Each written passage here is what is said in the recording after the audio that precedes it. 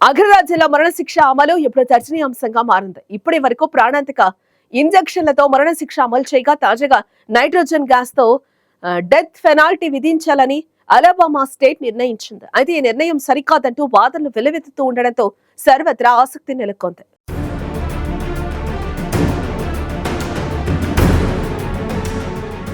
అగ్రరాజ్యం అమెరికాలోని ఓ రాష్ట్రం వివిధ నేరాలకు పాల్పడిన ఉరిశిక్ష పడిన ఖైదీలకు శిక్షలు అమలు చేసే విషయంలో కొత్త పద్ధతులను అమలు చేస్తున్నారు.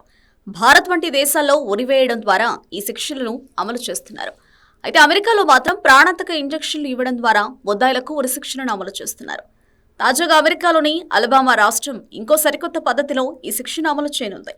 ప్రాణాంతక ఇంజెక్షన్లు లభించకపోవడంతో నైట్రోజన్ గ్యాస్ ను ఉపయోగించి ఈ శిక్షను అమలు చేస్తున్నారు. యూరోప్ నిర్ణయంతో అమెరికాకు ప్రాణాంతకమైన ఇంజెక్షన్ల కోసం ఎలాంటి ఔషధాలను అందించడానికి నిరాకరించింది. ఈ నిషేధాన్ని యూరోపియన్ యూనియన్ ప్రోత్సహించింది. దీంతో 2013 నాటికి టెక్సాస్, ఒహియో, ఓక్లహోమాలోని డ్రగ్ కబోర్డులలో ప్రాణాంతకమైన స్టాక్ క్షీణించింది. దీనివల్ల 2015 నాటికి 1999లో 98 మందితో పోలిస్తే 31 రాష్ట్రాల్లో ఇప్పటికీ ఈ రకమైన తీవ్రమైన శిక్షను ఉపయోగిస్తున్న ఉరి శిక్షల సంఖ్య కేవలం 28కి తగ్గింది. అయితే ఇప్పుడు నైట్రోజన్ వాయువును ఉపయోగించి ప్రాణాలు తీసే పద్ధతిని అలబామా రాష్ట్రం మరో నెల రోజుల్లో అమలు చేయనుంది.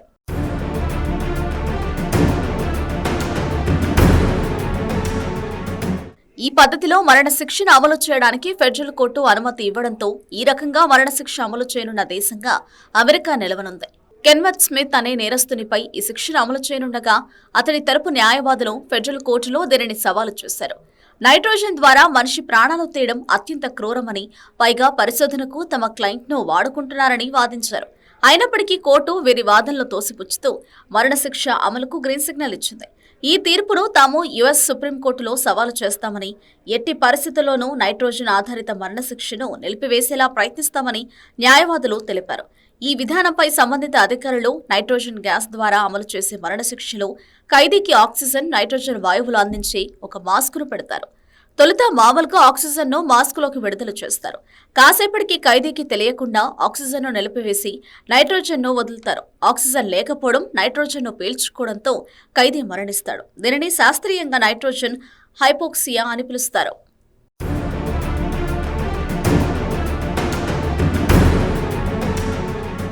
అమెరికాలోని అలబామా, మిసిసిపి, ఓక్లహామా రాష్ట్రాలు ఈ విధానాన్ని శాస్త్రీయమైనవిగా అంగీకరించాయి.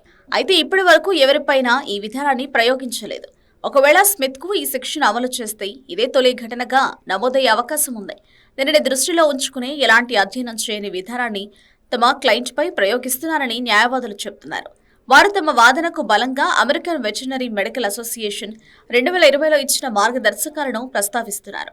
ఇందులో నైట్రోజన్ హైపాక్సియా అనేది పందులకు మాత్రమేనని, మనిషి సహా ఇతర ప్రాణులకు ఇది అత్యంత భయానకమైన పరిస్థితిని కలుగజేస్తుందని ఉంది. ఒకవేళ ఇది అమలు చేస్తే స్మిత్కు అత్యంత భయంకరమైన చావు సంభవిస్తుందని, అతడు నరకం చూస్తాడని యుఎన్ హ్యూమన్ రైట్స్ ప్రతినిధి ఒకరు చెప్పారు. 58 ఏళ్ల స్మిత్ ఒక ఫాదర్ భార్యను హత్య చేసిన కేసులో దోషిగా తేలాడు. 1988లో ఈ హత్య జరగ్గా 2024లో మరణశిక్షను అమలు చేయనున్నారు. అయితే స్మిత్కు 2022 నవంబర్లో ఇంజెక్షన్ ద్వారా మరణశిక్షను అమలు చేద్దామని ప్రయత్నించారు. అయినప్పటికీ ఇంట్రావెనోస్ నాళాన్ని సరిగ్గా అంచనా వేయలేకపోవడంతో ఆ పద్ధతి విఫలమైంది.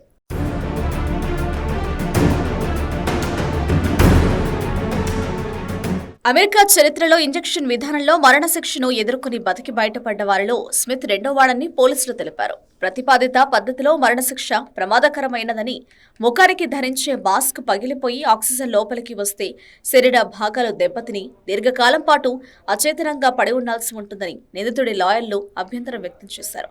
ఈ మేరకు అలబామా డిపార్ట్మెంట్ ఆఫ్ కరెక్షన్స్ పై కెన్నెత్ దావా వేయగా జడ్జి కొట్టివేశారు. ఈ పద్ధతి క్రూరమైనదని, అసాధారణమైన శిక్ష అని ఖైదీ చెప్పలేరని న్యాయమూర్తి వ్యాఖ్యానించారు.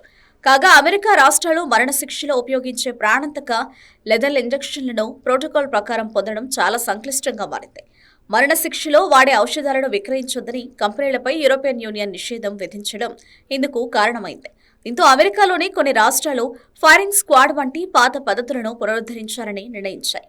అలబామా, మిసిసిపి, ఓక్లహామా రాష్ట్రాలు కొత్త గ్యాస్ ఆధారిత విధానాన్ని ప్రవేశపెట్టాయి.